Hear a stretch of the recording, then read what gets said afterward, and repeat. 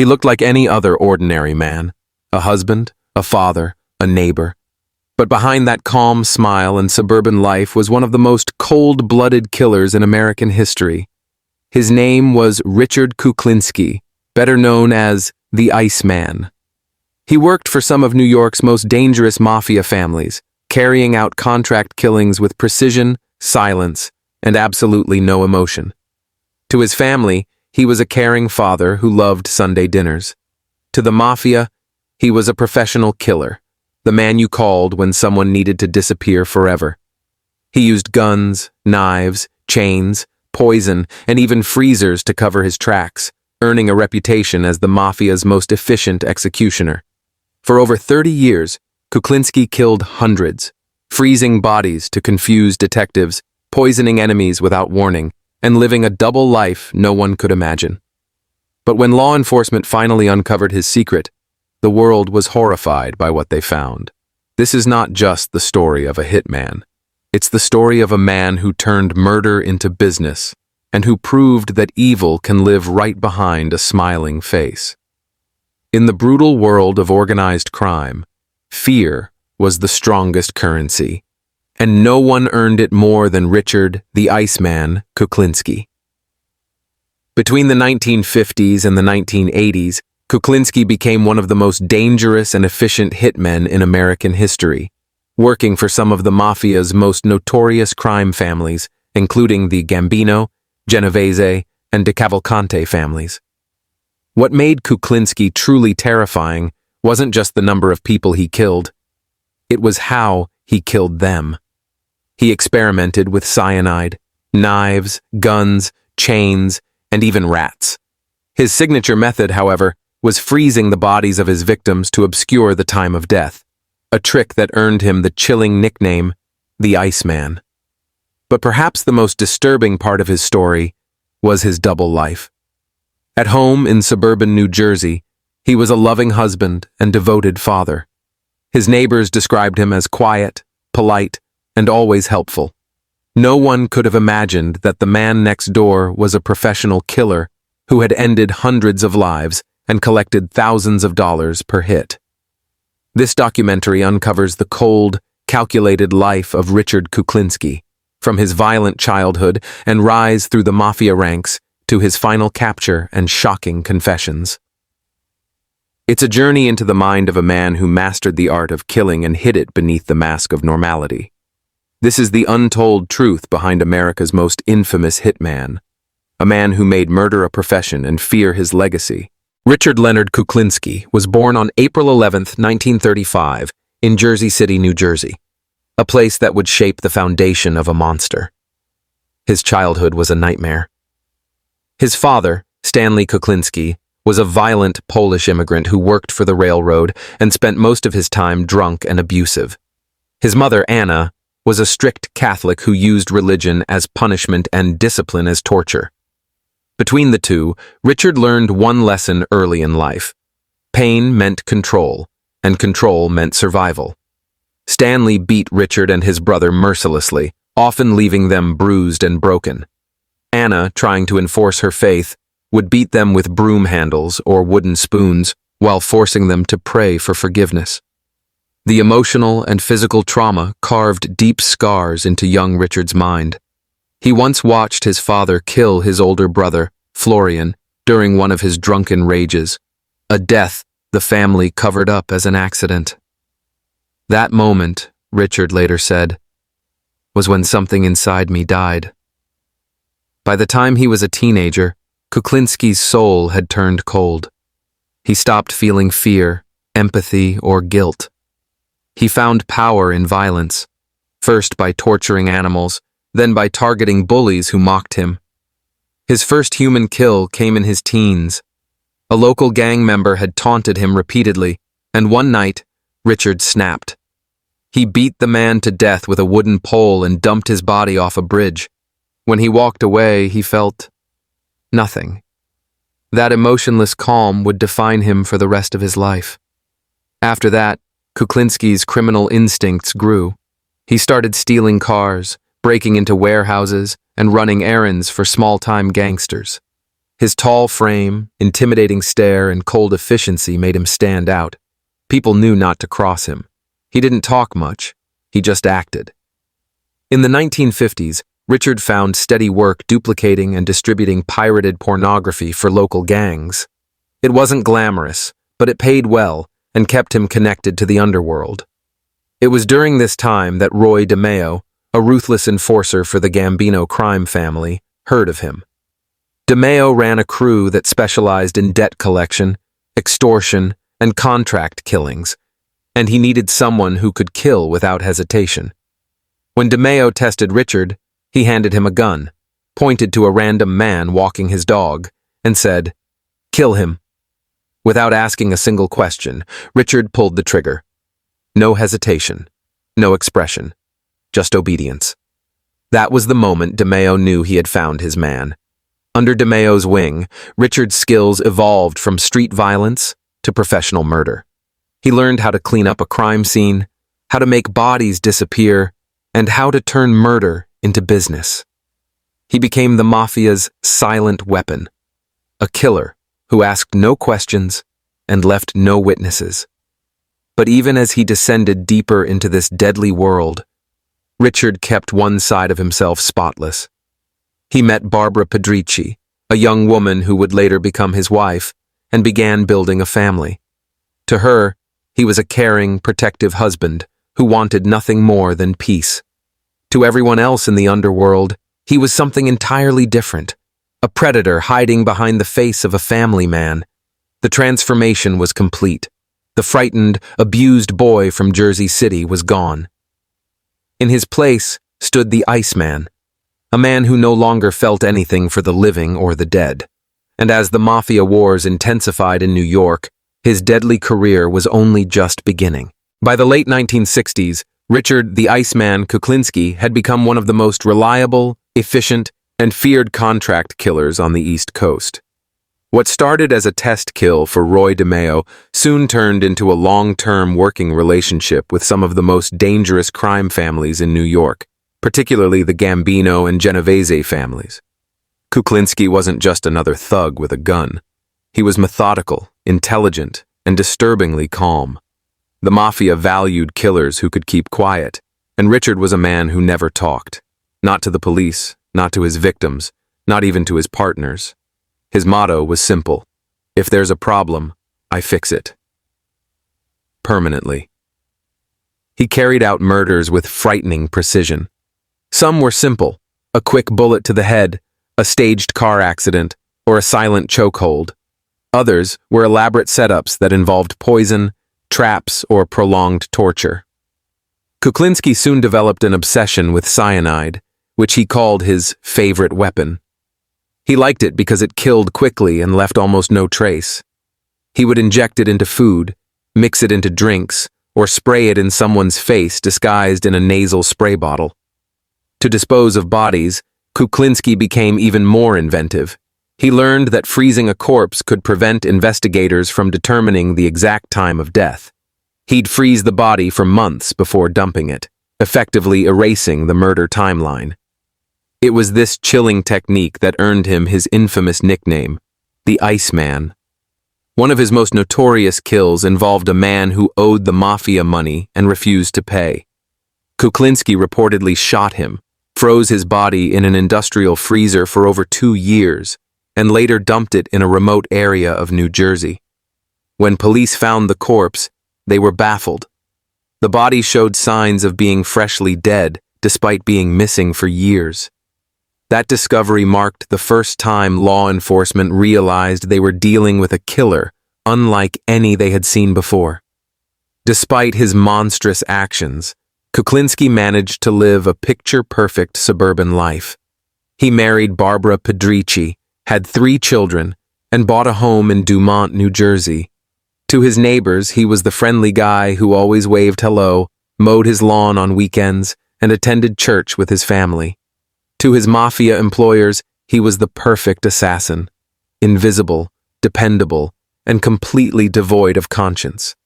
But even within the mob, Kuklinski's brutality became legendary.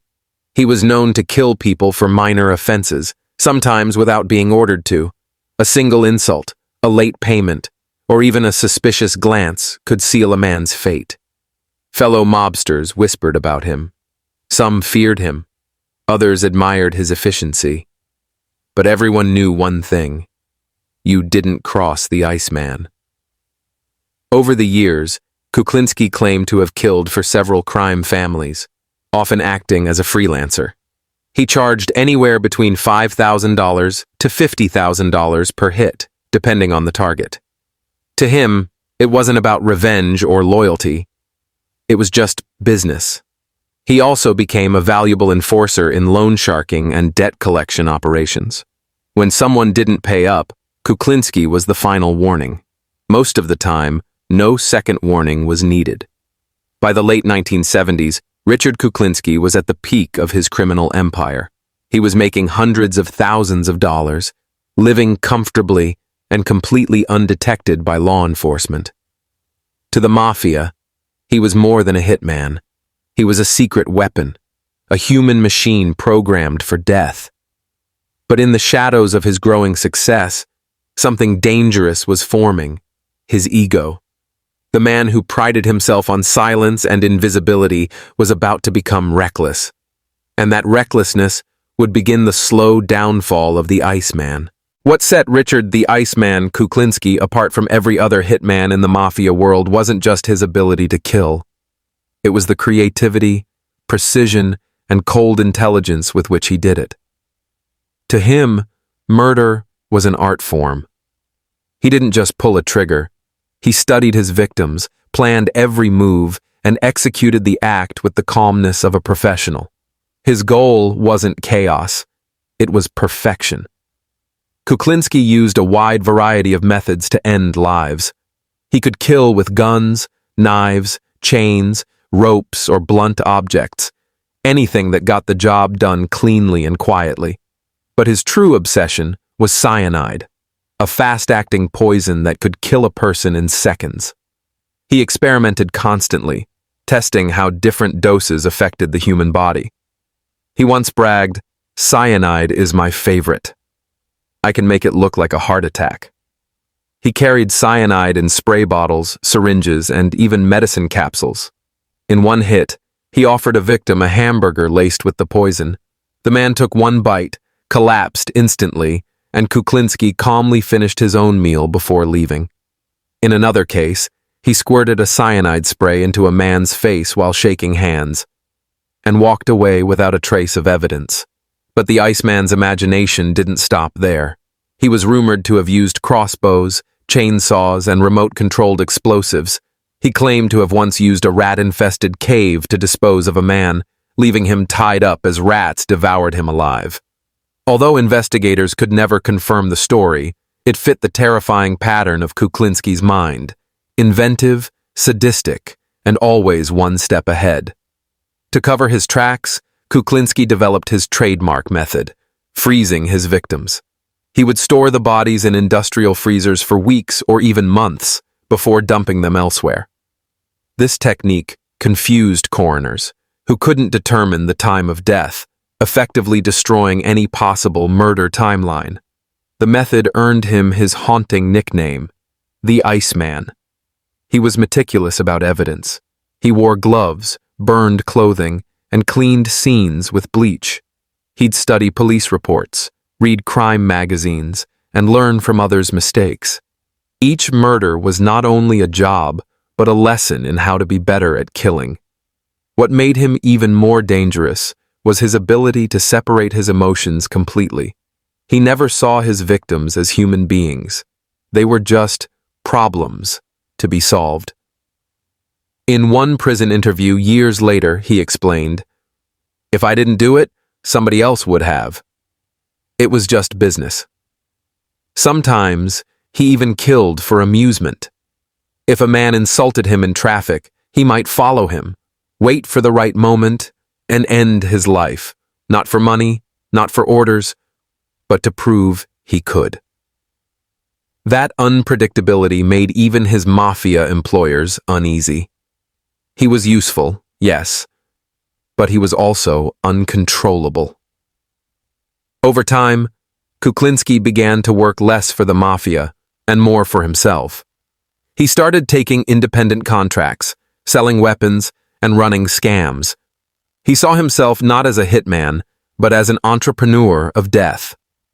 By the late 1970s, police had begun to notice an unusual pattern of disappearances and untraceable deaths across New York and New Jersey. Victims were turning up with no clear cause of death, no time of death, and no witnesses. They didn't know it yet, but they were hunting a man who saw murder as a career and who would soon become America's most infamous contract killer. The perfectionist killer was about to make his first mistake, and that mistake would open the first crack in the Iceman's frozen empire. For nearly 3 decades, Richard the Iceman Kuklinski lived a life divided between two worlds: the quiet calm of a suburban family home and the violent chaos of the mafia's underworld. But by the 1980s, the walls between those worlds began to crumble. The same cold discipline that had kept him hidden for years started to fade, replaced by arrogance, overconfidence, and anger. The Iceman was beginning to melt. At home in Dumont, New Jersey, Kuklinski seemed like an ordinary man. His wife, Barbara, believed he was a successful businessman who dealt in film distribution. He took his kids to church, hosted barbecues, and doted on his daughters. Neighbors described him as polite but private, a man who never raised his voice. But behind the calm facade, Richard was leading a secret life drenched in blood. The mafia world was changing too. Law enforcement pressure was growing. The FBI was cracking down on organized crime, and the old rules of loyalty were breaking down. Informants were everywhere. Within the Gambino and Genovese families, paranoia ran high. Even trusted killers like Kuklinski were no longer beyond suspicion. Richard's once steady work began to dry up. As the mafia grew wary of internal leaks, they started cutting ties with freelancers. For the first time, Kuklinski wasn't in control. He began running independent schemes, dealing weapons, bootlegging tapes, and collecting debts on his own. But without the mafia's structure, his work became sloppy. He started killing impulsively again, not for business, but out of anger. His temper grew worse at home, too. Barbara later described moments when his calm personality would turn to explosive rage without warning. A simple question could trigger violent outbursts. He never hurt his wife or children physically, but the fear was constant. The man who smiled at breakfast could be the same man who murdered before dinner. Meanwhile, the New Jersey State Police had started noticing a strange pattern. Men connected to organized crime were vanishing, their bodies showing signs of freezing or poisoning. For years, Kuklinski had escaped suspicion, but that was about to change. Investigators formed a special task force called Operation Iceman, dedicated solely to tracking down the mysterious killer who left frozen corpses behind. To catch him, they needed someone who could get close, someone Kuklinski would trust. That man was Dominic Polifrone, an undercover agent from the ATF, Bureau of Alcohol, Tobacco, and Firearms.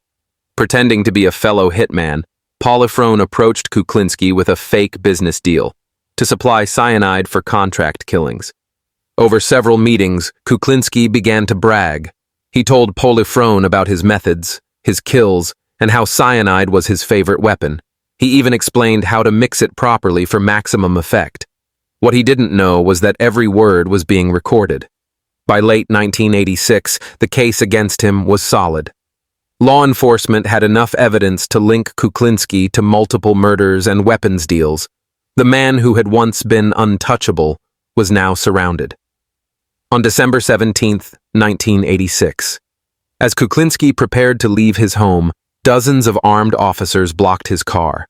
With guns drawn, they ordered him out. For the first time, Richard showed fear. He later said, "I was more surprised than scared. I never thought it would happen." The double life was over. The husband, the father, the friendly neighbor, all masks ripped away in one morning. The world finally met the real Richard Kuklinski, not the man from the suburbs, but the Iceman, the Mafia's most prolific contract killer. His empire of silence had finally shattered, and the truth behind decades of Mafia contract killings was about to be exposed to the world. After his dramatic arrest in December 1986, Richard the Iceman Kuklinski became the centerpiece of one of America's most chilling criminal cases.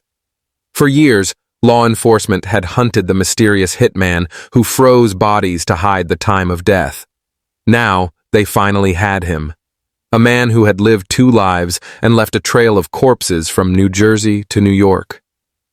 But what came next was even more disturbing than his crimes themselves. His confessions. During interrogation, Kuklinski remained calm, almost eerily so. When detectives confronted him with evidence, recordings, testimonies, ballistics reports, he didn't panic or deny it. Instead, he spoke plainly, explaining murders as if he were describing a grocery list. He admitted to using cyanide, firearms, knives, and even crossbows to kill his victims. What shocked investigators was not just his skill, but his complete lack of emotion. "I killed them like it was business," he said. "Sometimes I'd think about it after, but not too long." Kuklinski eventually confessed to killing over 100 men, though authorities could only prove a fraction of those. He detailed how he froze bodies in industrial freezers to confuse coroners, and how he once fed a victim to rats to destroy evidence. His level of detachment fascinated and horrified everyone who heard him. In 1988, he was sentenced to 2 consecutive life terms without parole. But prison didn't silence him. Over time, Kuklinski began speaking openly in interviews and documentaries. The world watched in disbelief as the quiet, gray-haired man described brutal murders with no remorse. He even worked with psychologists to explore his violent impulses, though he often manipulated them with half-truths. In HBO's The Iceman tapes, Richard described himself as a man without a conscience. He said he killed his first victim as a teenager, simply to see what it felt like, and that afterward, he realized he was good at it. He claimed the Mafia hired him because he never questioned orders and never left witnesses. Whether he exaggerated or not, his cold precision and lack of empathy earned him a terrifying reputation, one that still haunts true crime history today. Behind bars, Kuklinski's family finally saw the full truth. His wife Barbara divorced him, saying, "I lived with a man I didn't know." His daughters, who once adored him, struggled with guilt and horror. They remembered the loving father who took them out for ice cream, not the man who murdered strangers and froze their bodies. In his later years, Kuklinski claimed to have found religion.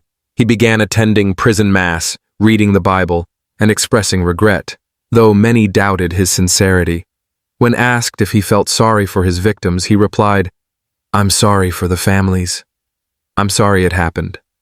But that's as far as I can go." In 2006, at the age of 70, Richard Kuklinski died in prison from heart failure. Even in death, mystery surrounded him. He had been scheduled to testify against a Mafia doctor accused of poisoning a victim, but died before he could appear in court. To this day, the Iceman's legacy remains one of contradiction. A man capable of love, yet devoid of empathy. A father and husband who hid a monster behind a smile. His story forces one chilling question. How many other killers live among us, hiding behind ordinary lives? Richard Kuklinski may be gone, but his name endures, a symbol of the Mafia's darkest secrets and the terrifying potential of human cruelty when conscience freezes over.